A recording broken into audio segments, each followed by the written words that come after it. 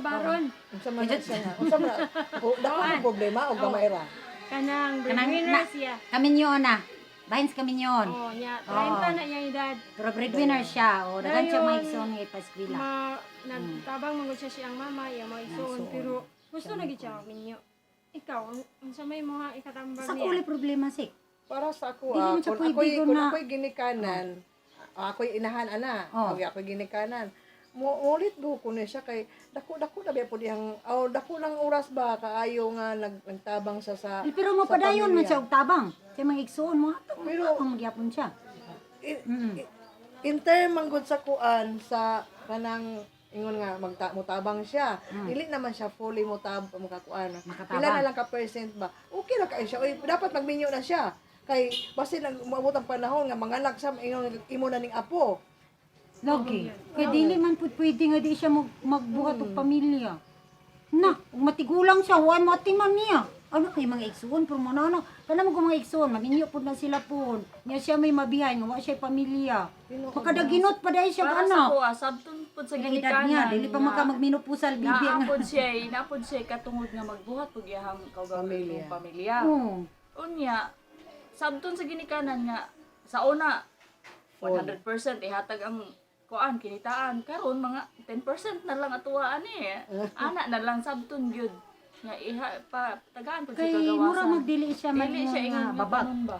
Lagi. Pagpadayon naman Sa gyapon. iyang pagtabang sa iyang pamilya, dili na niya ang dangon. O dili jud. O Sa iyang nara Panginoon, gyapon. kinahanglan Pero yun siya depende magminyo na. depende para sa ako po Kay depende. para ma-enjoy niya.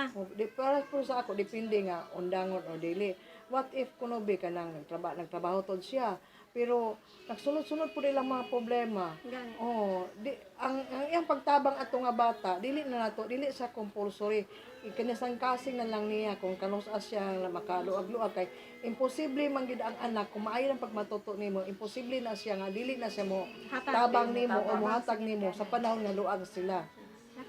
Kay og dili manggod siya magminyo sa iyang pangidaron nga gusto na Wala siya magminyo, dili siya ma-enjoy. Dili. Dili siya ma-enjoy kay pila lang 30, 40, 50 wa na. Lisod pa siya panganak ko, yung masubaan na katigulang. Kanang Dili. risky ang panganak anak man. Kung lalaki siya, lalaki. okay ra, pero babae siya, Sa manasik, sugod na sa laki, great bayi. let's go.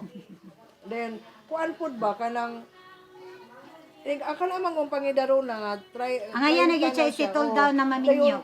Ang hadlok magud anak niya dili kuan gyud prangka ni ang hadlok anak niya inig-abot og kalis siyang anak pilan may ang edad.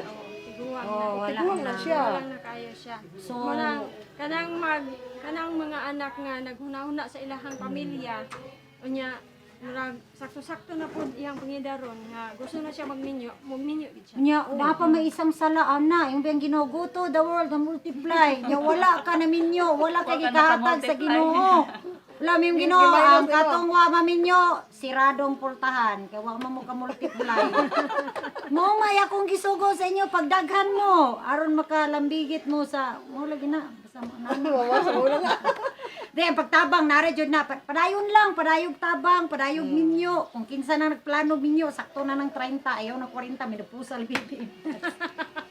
Basta, Okay. dili mo nababag, padayon lang tabang, minyo mo taon. Kita liwat.